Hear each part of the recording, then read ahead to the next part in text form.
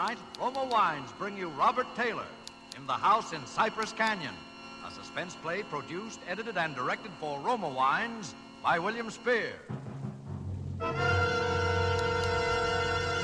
Suspense.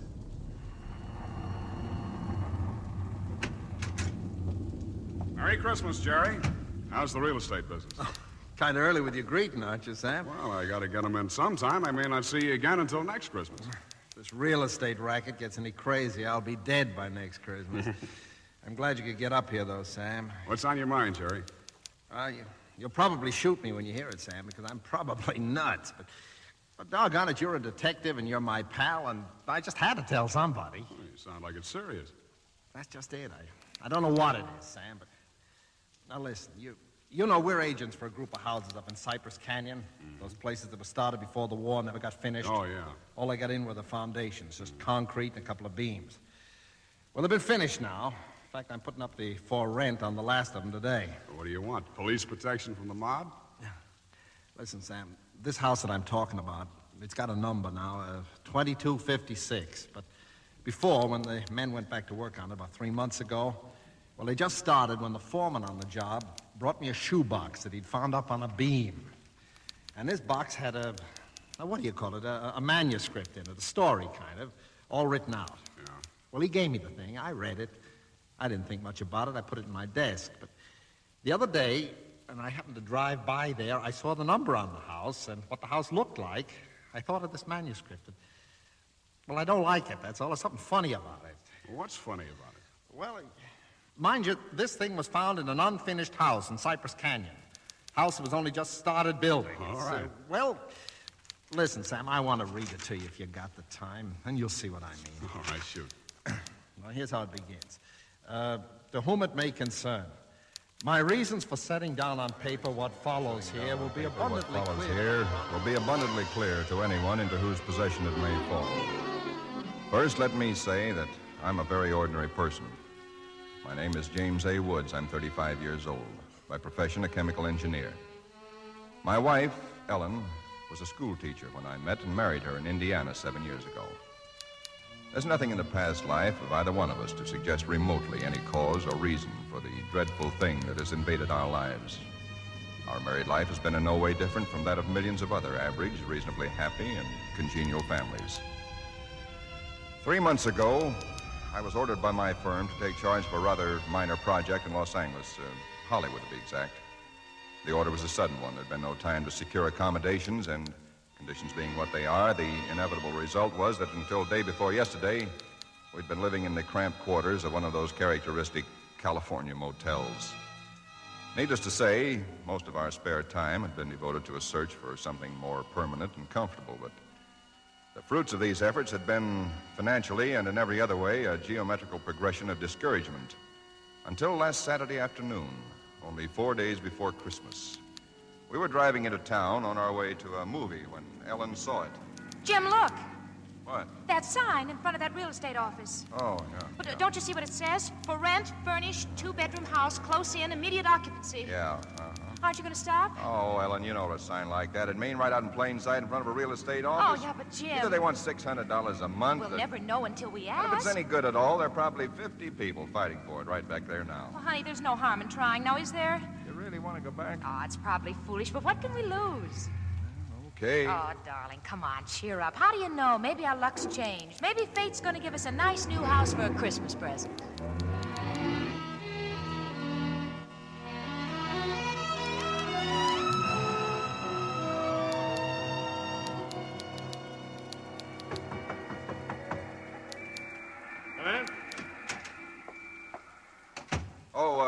We're sorry to bother you, but we just happened to see that for rent sign outside. Oh, yeah, I hung it outside just this minute. Is the house available? Why, sure it is.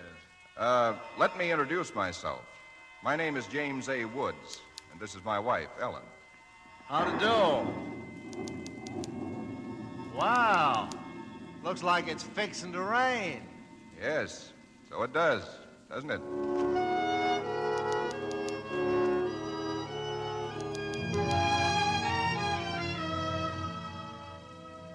Well, it was one of those things. The real estate agent had just been authorized to rent the place by mail that morning, and he'd hardly had time to look at it himself and put up his sign when we drove up.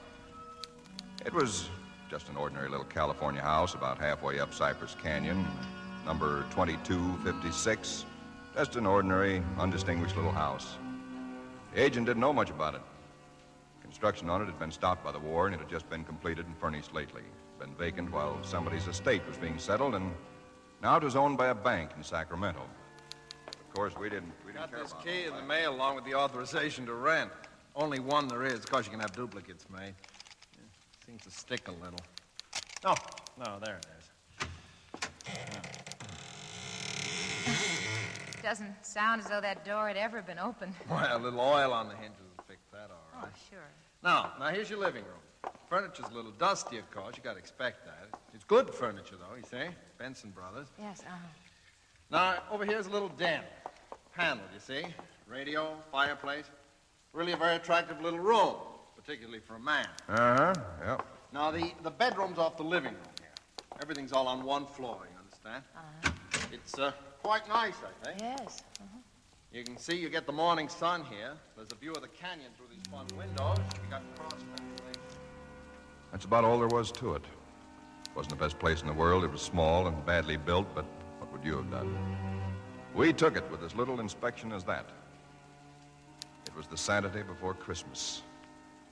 And the very same evening, we were struggling up the steps from the road with suitcases and boxes and armloads of clothes and all the endless bric-a-brac that people collect and never know they have until they move. Ellen began unpacking, and I began moving things around and taking the worst of the pictures off the wall, doing all the little things that everybody does when they move into a new place and try to give it something of their own Don't be personality. such a sour puss. You know, it's a roof over our heads for Christmas. That's more than we ever thought we'd get, isn't it? Now, what in the world are we going to do with those two pictures? Why don't we just leave them where they are? Jim, we can't. They're too awful. Well, all right, put them in the closet then. I can't. Both the closets are jammed full. No, I mean the other one in the little alcove off the den. At least there's a door there. I suppose it's a closet. I don't know. That isn't a commentary on the housing problem, huh? A woman moving into a house without even knowing where all the closets are. Take the pictures down, will you, honey? Bring them in here. Okay. All right. Guess you'll have to help me with this door. I can't get it open. Let me see it. Well, of course you can't, silly. It's locked. Where are those keys we found in the desk? Here they are. No, not this one. Sure, this one won't work. No. Feels like an awful solid door for a closet. Oh, and that's one solid door in the house. No, this one won't do it either. Well, we'll just have to get a locksmith up here on Monday. I'll put the pictures behind the desk, okay? Yeah, all right. Jim, if you could just help me move this armchair, huh? Oh, Ellen, will you let it go until tomorrow? You know what time it is? Oh, but, honey, I'd like to get the place looking just a Yeah, little but it's bit... almost midnight. In fact, it's exactly... What was that? Tomcat, I guess, out in the brush somewhere. Sounded near. Oh, hope that doesn't go on all night. Well, there's much we can do about it. Come on, Ellen, I'm dead tired. All right, Jim, all right. Where'd you put the toothpaste, honey? It's right in the medicine cabinet. Oh, yeah. Jim, we ought to get some firewood tomorrow. You know, a fire in that living room would make all the difference in the world. Cab, Sunday. Well, Monday then. Jim, I think red curtains are what we need, don't you? Mm-hmm. You know, just at least for the living room. Anyway, the ones in there now have just got to come down. Yeah, I suppose they do. What do you think of red? Well, I guess it's all... Jim, It's some tomcat. Jim, it sounded in the house. Now, how could it be in the house, Ellen? We've been over every inch of the house. Except that closet. Now, how could a cat or anything else be in the closet that's been locked up for over a year? I don't know. It's probably under the house. A wildcat or mountain lion or something. I hear they have them in California. Jim, I don't like Well, it. neither do I like it, but there's nothing we can do about it tonight. Well, maybe we ought to call somebody, the police or some don't neighbor. be silly, Ellen. You act like a kid. Come on, let's go to bed, huh? All right, I suppose it is silly. Jimmy, did you lock the door? Yeah. Can I turn out the lights now? Yeah. All right. Good night, Ellen. Sleep tight. Good night, Jim.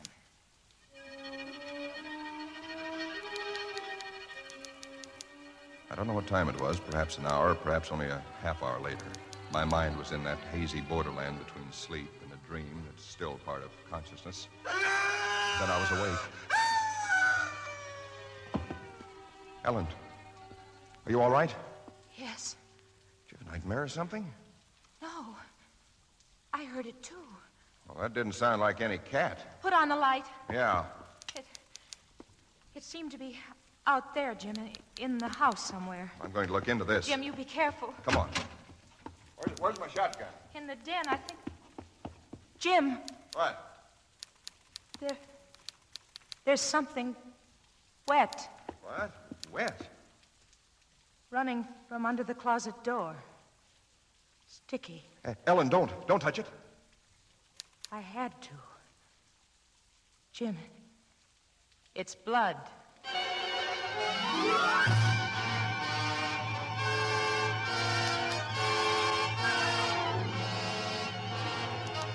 For Suspense, Roma Wines are bringing you Robert Taylor in The House in Cypress Canyon.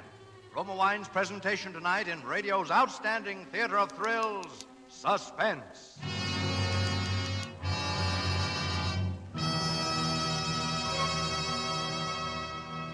Between the acts of Suspense, this is Ken Niles for Roma Wines. These days before Christmas are busy ones indeed, yet smart hostesses everywhere find time for shopping and distinguished home entertaining later. The secret? Magnificent Grand Estate Wines. Presented by Roma, America's greatest vintner, Grand Estate Wines add distinction to your hospitality on a moment's notice. Make your holiday welcome, effortless, and in perfect taste. The brilliant clarity, full fragrance, and mellow taste of Grand Estate Wines please discriminating people everywhere. For Grand Estate Wines, limited bottlings by Roma, are born of choicest grapes, then patiently guided to superb taste richness by Roma vintner skill, necessary time, and America's finest winemaking resources. Delight your guests with Grand Estate California wines. For entertaining, medium sherry, ruby port, or golden muscatel. For dining, Burgundy or Sauterne. So insist on Grand Estate Wines and enjoy the crowning achievement of vintner skill. And now, Roma Wines bring back to our Hollywood soundstage Robert Taylor as James A. Woods, with Cathy Lewis as his wife Ellen, in The House in Cypress Canyon. A tale well calculated to keep you in suspense.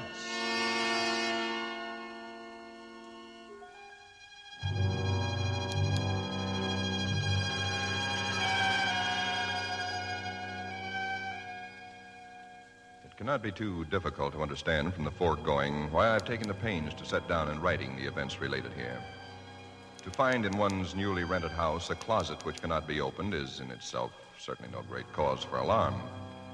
But to be awakened in the stillness of the night by unearthly cries within that house, to find oozing from under that closet door something that is unquestionably blood, that's another matter. Perhaps others might have been braver than we. Suffice it only to say that we got out of the house in something very close to a panic, and only returned when we had the moral support of two stalwart Los Angeles policemen. You just moved in here, you say? That's right, officer. You can see we're still unpacking.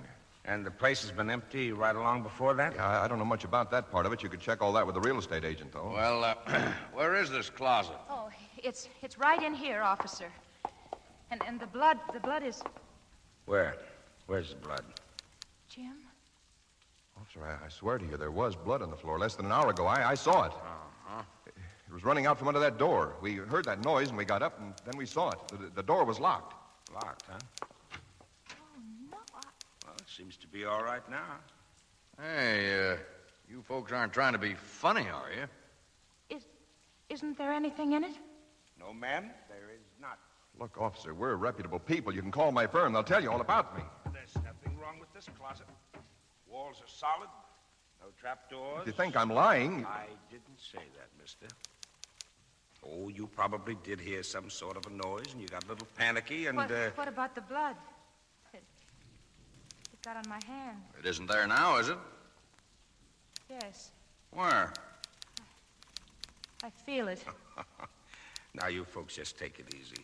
You know, you're liable to hear all kinds of noises up in these canyons at night. You're from the East, you say? Yeah. I'm sorry, officer. Ah, that's all right. That's all right. If you have any real trouble, call on us anytime. All right. Well, good night. Good night. Good night. Hey, you ought to have this door fixed. That's enough to scare you. Yeah, we're going to have it fixed.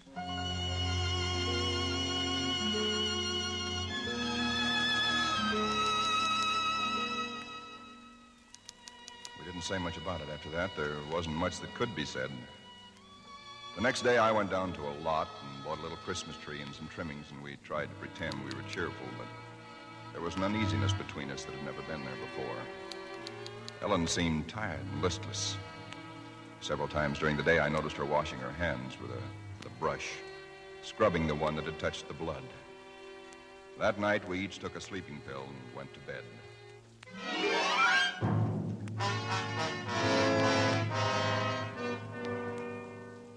It was sometime after midnight when I was suddenly wide awake and staring into the darkness. In some way, I knew at once and instinctively what had awakened me. Ellen was not in her bed nor in the room. The nameless thing I feared gripped at my heart until I could scarcely breathe. I opened the bedroom door and started through the house, putting on every light that I could find. There was not much to search, but I searched thoroughly. The living room, the kitchen, bathroom, den, even the garage.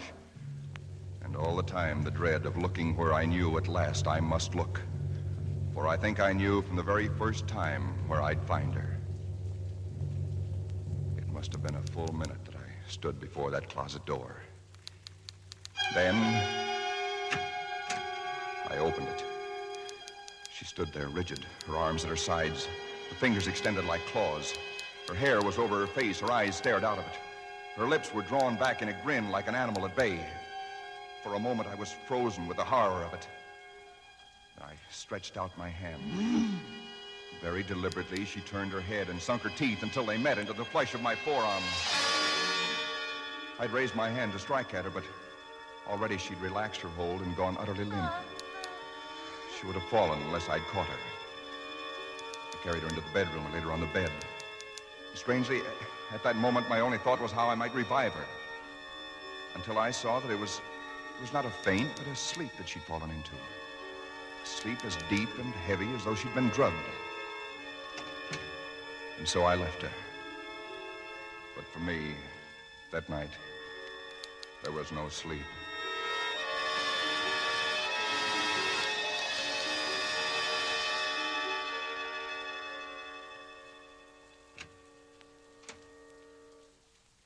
Jim? Yes, Ellen?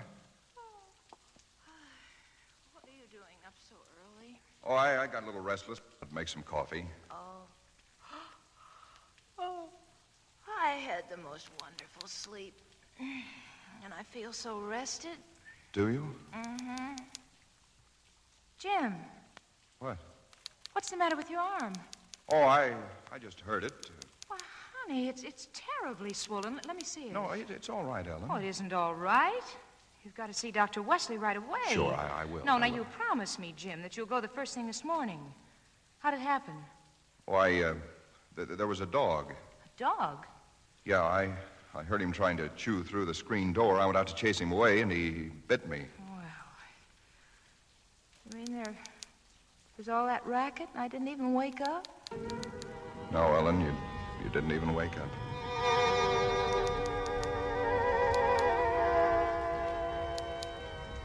It was clear to me that Ellen knew nothing of what had transpired the night before.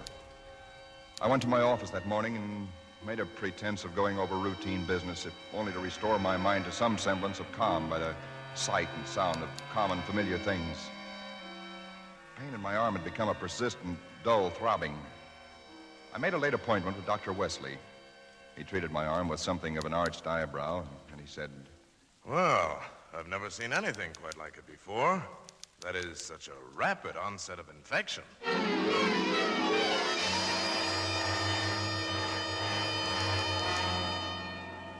It was dark when I left his office. I hadn't realized it was so late.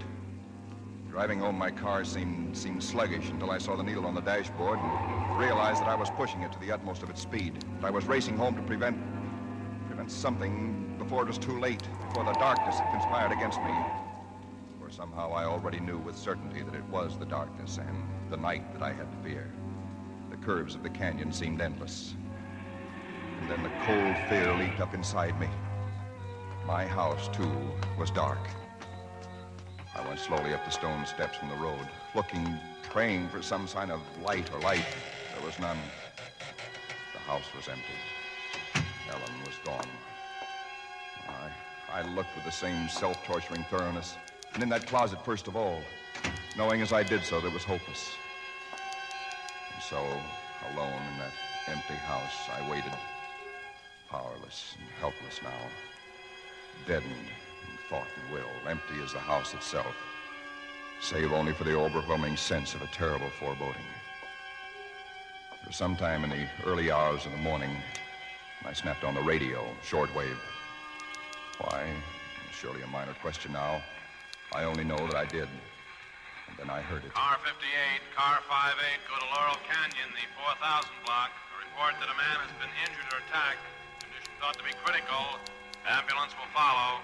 That is all.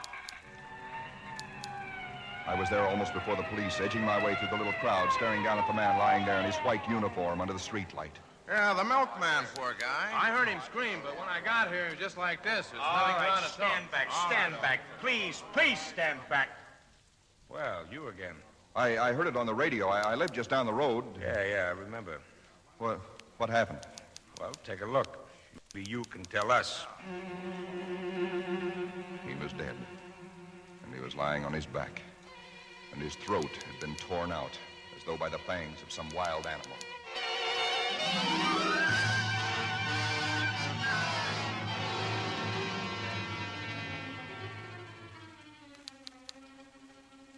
It is now Christmas Eve, or rather Christmas morning, for it's a little after midnight. I've been waiting here in the stillness of this empty house for nearly 24 hours, waiting for the end.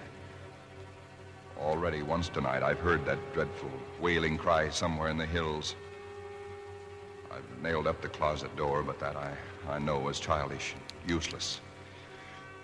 My arm is horribly swollen and turning black, but that's nothing. It's another end that I foresee, as surely as other men foresee the rising of the sun. I hear the cry again. It's nearer now. I shall leave these notes in a sealed envelope and put it in a shoebox, in the hope that someone will give credence to these dark and terrible events, if indeed such nameless horrors can ever yield to mortal understanding. As for myself, I feel no longer any fear or even sorrow, only a desire that the end and the thing that I must do may come soon. And it will be soon, I know. Yes, for there is someone at the door.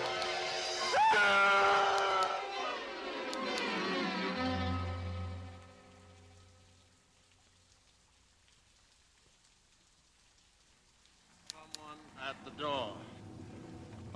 What do you make of it, Sam? It's quite a yarn. But what of it? That's what I thought. Now, listen, that's not quite all of it. Clip to it's a newspaper clipping. Listen. Hollywood, December the 26th. Police reported what was apparently a case of murder and suicide in Cypress Canyon sometime in the early hours of the morning. The victims were James A. Woods, a chemical engineer, and his wife, Ellen. Preliminary investigation indicates that Mrs. Woods was killed by the blast of a shotgun in the hands of her husband, who then turned the weapon upon himself. That she fought desperately for her life, however, was evidenced by the disorder of the room and the severe lacerations inflicted upon her husband about the neck and arms. This is the second tragedy to be reported in Cypress Canyon within 24 hours, the other being the unexplained death of Frank Polanski, a milkman. Well, no such murders or whatever they were ever occurred, if that's what's worrying. The clipping, well, you have those things printed up, you know. No, it's not that, Sam. That story was found in an unfinished house in Cypress Canyon. No number, no nothing, just a framework. Now that house is finished. When I drove by it today, well, that's what stopped me, Sam, because it all fits. Now that it's finished, it is the house in the story, the same construction, the same vines and creepers on the lawn, even the same number. So what? A guy who knows roughly what this house is going to be like writes a yarn and loses it or something. Did he know the place was going to be listed for rental today, the Saturday before Christmas? Oh, Jerry, coincidence. 2 bits you find the guy next door is a ghost story writer or something, and he's been wondering for a year what happened to that thing he wrote. Okay, coincidence. Well, I'm sorry I bothered you, sir. Don't be silly. I liked it. It's a good yarn. That the for rent sign you were talking about? Oh, yeah, I'm going to put it up outside now. Uh-huh. Well, so long, Jerry, and Merry Christmas again. Well, thanks, Sam. I guess I was kind of silly, all right, huh? Listen, when a guy named, whatever it is, Woods, with a wife named Ellen comes in to rent that place from you, then you can start worrying. Yeah. Well, so long, Sam. So long, Jerry. Come in. Oh, we're sorry to bother you, but we just happened to see that for rent sign outside. Yeah, I hung it out just this minute. Is the house available? Oh, sure it is. Let me introduce myself. My name is James A. Woods, and this is my wife, Ellen. How do? Wow. Looks like it's fixing to... Yes, it does, doesn't it?